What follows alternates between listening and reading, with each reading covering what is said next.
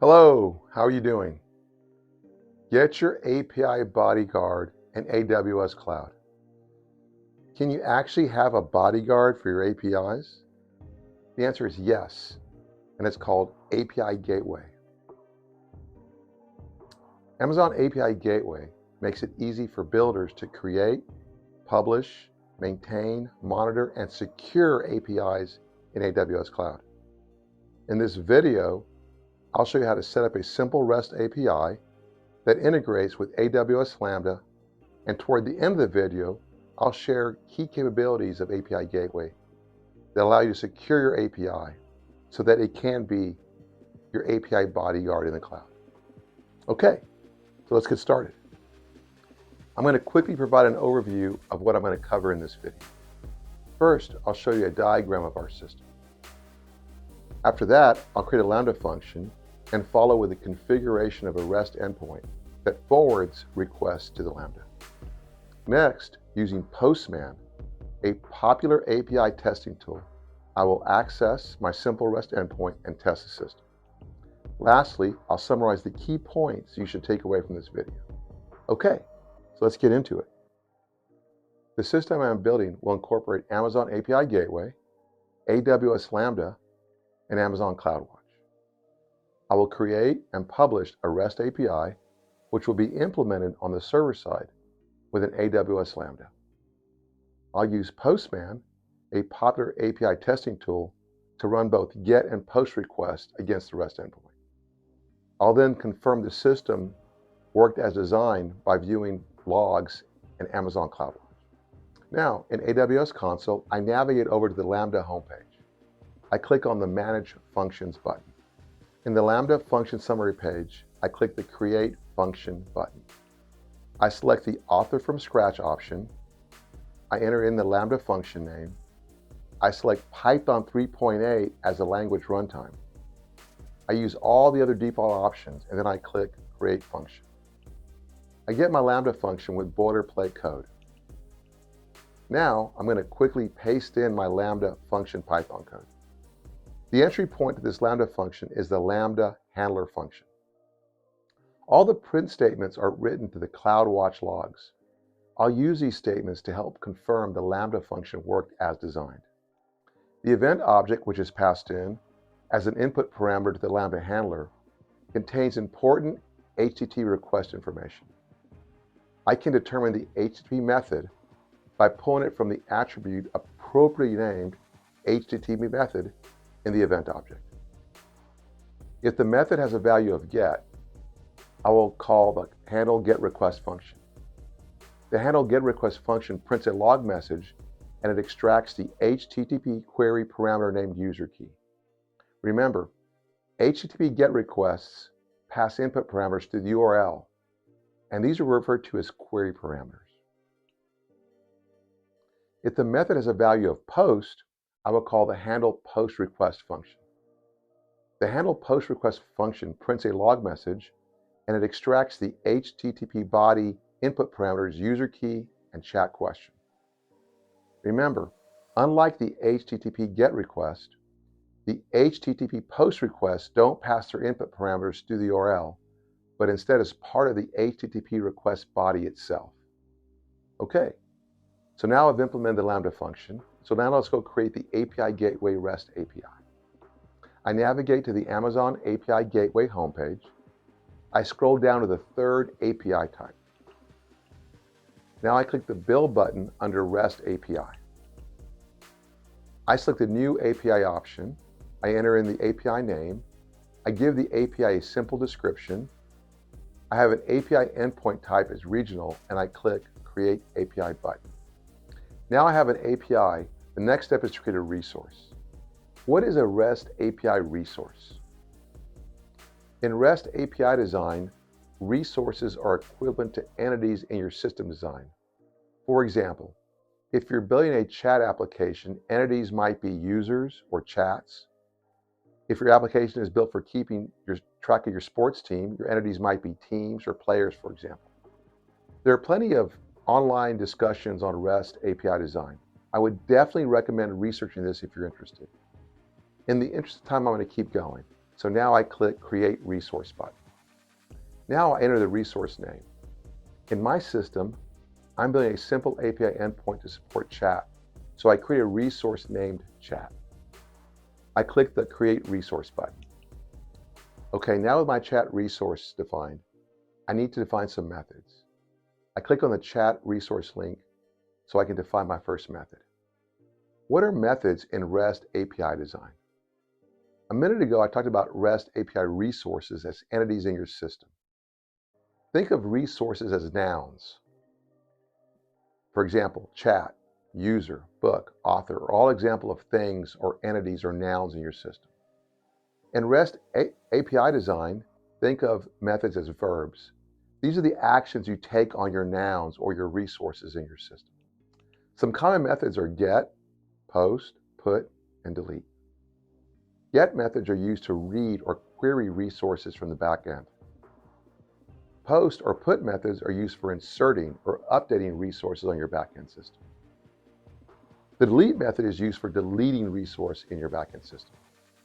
With this background in place, let me keep going. So now I click the Create Method button. The first method type I select is get. For integration type, I select Lambda function. I want all my HTTP requests for this resource chat, specifying a get method, to go to my Lambda function. I toggle on the Lambda proxy integration. This will send the HTTP request information to my Lambda function inside of my event object. I select the AWS region, and then I click on the Lambda dropdown, and my function appears, and I select it. I leave all the other defaults, and I click Create Method button. Now I can see my get method under the chat resource. I click the chat resource link once again, and then I click Create Method one more time. This time, for the method type, I select Post. For integration type, I select Lambda function once more. I toggle on the Lambda proxy integration again, and then I select the AWS region and click on my same Lambda function once more. I leave all the other defaults and I click the Create Method button. Now I can see my Post method under the chat resource. I now have a get method that can be used to query chat information. I also have a post method that can be used to insert chat information if needed. So now I click the chat resource again. The next step is to deploy my API into a staging area. Thinking the staging area as similar to an environment like dev, QA, or production. Now I click the Deploy API button. Since this API is new and has never been deployed, I'm going to need to create a new staging area for my API. I select New Stage and I enter in dev. I give it a simple description and I click the Deploy button. The API is now deployed in a staging area named dev. I click on the dev stage link, and now I can see the base URL to my endpoint. I copy that base URL into the clipboard so I can use it later for testing. For testing, I'm going to use Postman. Postman is a very popular API testing tool. If you don't have this tool on your laptop, I strongly suggest you download it and start using it in your API development. I launched Postman on my laptop. With Postman up, I create a GET request test for my chat endpoint. You can see in Postman where I set the method to get. From the clipboard, I copy the base URL. At the end of the URL, I add in my resource name chat. Under parameters, I enter in key value pairs that automatically get copied into the URL as query parameters. I added the parameter user key and provide a value of 1, 2, 3, 4, 5, 6. This will eventually get passed into my Lambda function in the event object. Now with the Postman test set up, I click the Send button. Postman sends this GET request to the URL specified, which is mapped to the API Gateway chat endpoint. API Gateway will then inject the HTTP request information into the event object and invoke my Lambda function. The AWS Lambda function will get this request, process it, and returns hello from Lambda. Okay, after submitting the request, everything looks good. Now let's go check out the Lambda function logs in CloudWatch. Here we can confirm that everything worked correctly. I navigate to the Lambda function and I click the Monitor link. This takes me to the Lambda Monitor tab. Now I can click the View CloudWatch Logs button. Now, I'm at the Lambda function log group homepage. I click on the most recent log stream link. Okay, I now see the logs for the last Postman GET request that I submitted. The Lambda function printed out API Gateway invoked. After this, it printed handle GET request processing, and then it printed the user key 123456. Nice, it worked. Now going back to Postman, let's test the post request. So now for my second test, I set the method to post. I use the same base URL endpoint with a resource named chat at the end. Since this is a post request, I set up the body payload. I put the payload in a raw mode and enter in the JSON I want to pass in as input to the API gateway. This shows you how an HTTP post request passes input data in the HTTP body versus the URL like the GET request does. I pass in the user key and chat question. The user key in this test request is just 1234. And the chat question is, hello out there, how you doing? Now I can click the send button. Postman sends this post request to the URL, which points to my REST endpoint configured in API Gateway. API Gateway will then invoke the Lambda function, passing in the HTTP request information into the event object. The Lambda processes the request and returns hello from Lambda. So it looks like it worked. Great. Let's once again go to CloudWatch and confirm the logs. I go back to the latest CloudWatch log stream for this Lambda function, hit refresh button, and sure enough, I see the logs for the post request. The logs show the user key 1234 this time, and additionally the logs show the chat question, hello, how you doing out there? Great. This looks good. It worked. So in this video, I just showed you how to create a Lambda function that can be used with an API Gateway endpoint. I created and deployed a REST API endpoint that supported both GET and POST methods, and I attached this endpoint to my Lambda function. I then used Postman to test this API endpoint. Pretty straightforward, right? In the title of this video, I called API Gateway your API bodyguard in the cloud. So how exactly does API Gateway protect you and your APIs? Well, API Gateway supports the use of resource policies. You can specify IP addresses, VPC endpoints, or AWS accounts that are allowed or denied access to your API. API Gateway also supports the use of SSL certificates, as well as CORS, or cross-origin resource sharing. API Gateway can also be used with AWS Web Application Firewall. This allows you to protect your API from common web exploits and bots that might affect availability, compromise security, or consume excessive resources. You can also use Lambda authorizers, also known as custom authorizers. This enables you to implement custom authentication strategies such as token validation or IP whitelisting.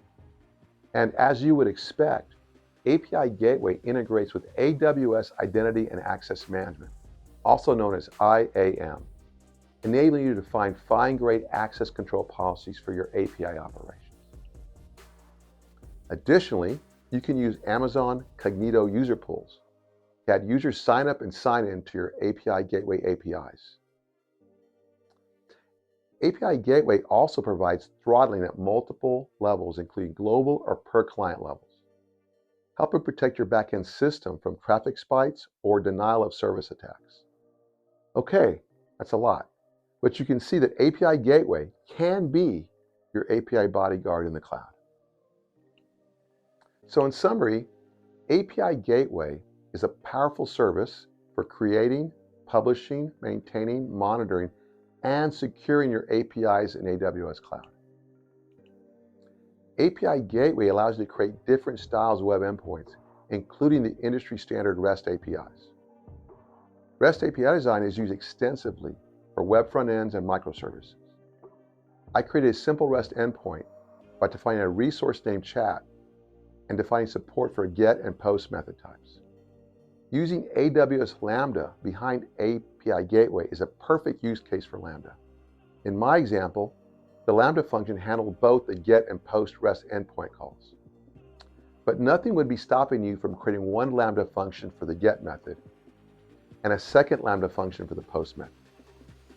Thanks for watching. All videos referenced will be in the YouTube description.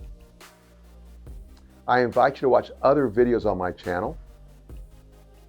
If you like the way I'm packaging up this content, please consider subscribing. And one last thing, we all love technology and we're all excited about innovation in the cloud with machine learning and AI. But don't forget to carve out some time to live in the real world.